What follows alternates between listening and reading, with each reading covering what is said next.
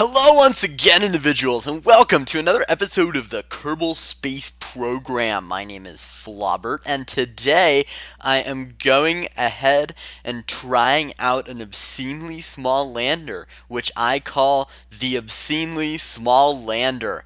This little guy, I think I can get him to land on the moon and then get back to Kerbin with plenty of fuel to spare. I might even try a Minmus landing. I'm probably going to be commentating at real time, so if I get boring, at least you know that I'm going to cut that out in post-production. But yes, this is a new and fascinating experiment that I am about to undertake here. Alright, well, it looks like our obscenely small lander is ready for launch. 3, 2, 1. It's really difficult to believe how far this thing will get. I am expecting to get this thing. The first stage is a single stage to orbit, an SSTO.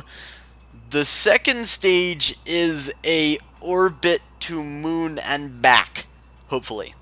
Maybe moon to Minmus to back, maybe.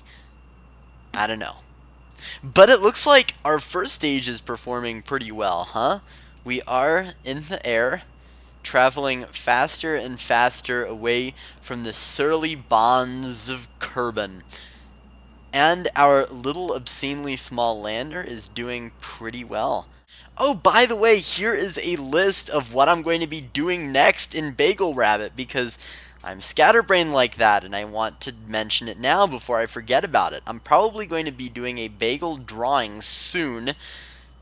Soon trademarked. I'm not entirely sure when it's going to happen, but I think it is going to happen. I'm also going to go ahead and hopefully do some more Kerbal Space Program videos, including a series in which I attempt to do things at Jewel with a 6 Kerbal crew and kind of a realistic setup. So that'll be fun. It looks like we're running low on our intake air, so I guess it is time, or very nearly time at least, to activate those two little tiny Rockomax 48-7s that are on the outside of this thing's airframe. Yes, you can definitely tell that the rocket is spooling down, or the jet rather, but it's done a good job so far, and I guess we can fire up those little engines now. And those are ridiculously efficient. As you can see, the oxidizer is dropping at such a incredibly tiny rate that it's almost as if it's not dropping at all, which is nice.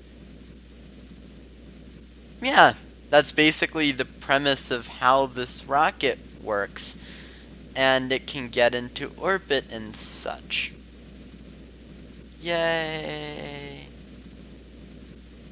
Alright, we are burning for orbit. Our little apoapsis marker is gradually going away, but any minute now it will begin coming back towards us. Yes, there it goes.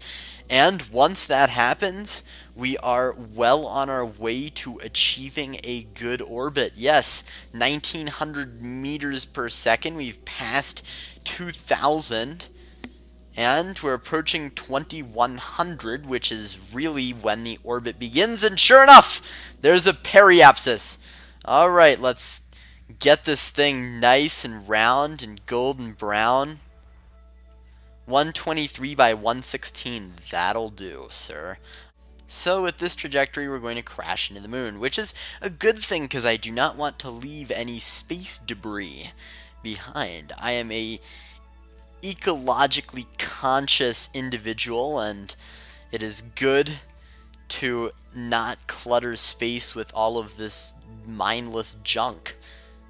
Also, yeah, we're also pretty close to Big Rocket. Also, I keep saying also, but that's a bit of a nasty habit that I've gotten myself into. It looks like we're going to be a little late for this burn, but, you know, que sera, sera. Whatever will be, will be. The future is not ours to see. Our apoapsis is increasing. you can see, I think we're going to be able to hit the moon with the amount of fuel that we have in this craft, because it's just such a large amount of fuel. It is truly enormous. Especially considering the fact that we only started with about 450 gallons of, or 360 gallons of liquid fuel to start. So that's nice. It does look like we're going to run out pretty soon, but that's absolutely fine, because, you know, our apoapsis is just brushing the moon. Moon periapsis is now at 0. Let's just burn a tiny little bit more. Oh! Was that a secondary intercept of Minmus? Ah, that's something that I'm going to have to explore. There we go. Lunar periapsis. This thing is good at burning fuel, as you might be able to tell. It doesn't have a great specific impulse, but because it's so light, I mean, it only weighs 3/10 of a ton. That basically helps with these sorts of things. So as you can see, this thing is extra wide to accommodate for really any slope on the lunar surface, which is kind of nice, because, you know, you never know where you're going to land until you're actually down. And let's go ahead and, for the sake of Delta V, just perform one of those last minute braking burns that I'm never any good at. And as you probably could have guessed, I perform it too early and spend a little bit of time almost hovering, and then I have to do another one, which is a little bit more effective, but I'm still hovering a couple of meters above the moon's surface, so then I have to kind of just gently take this thing down. And then finally, what a lovely landing. Alright, we're down. We've landed. And as a matter of fact, the engine is touching the ground just a slight little bit. Let's go ahead and take temperature data, I guess. Because why not? Yeah, we're in the Lunar Midlands, and we can transmit that data, although it won't do us any good whatsoever. Yeah. And you can see that this thing can transmit data without completely running out of battery, which is nice. Alright, let's get this thing back into lunar orbit and then set out for Minmus, shall we? Yeah, there we are. We have a periapsis, we have an apoapsis. We're almost out of fuel, so I guess we're just going to have to leave this craft in a sad lunar orbit. But it's impressive that it got this far, anyway. I hope you enjoyed this video, individuals. Have a very nice day. Like, favorite, subscribe, and share, please. And I'll see you next time with another episode of the Kerbal Space Program. Peace.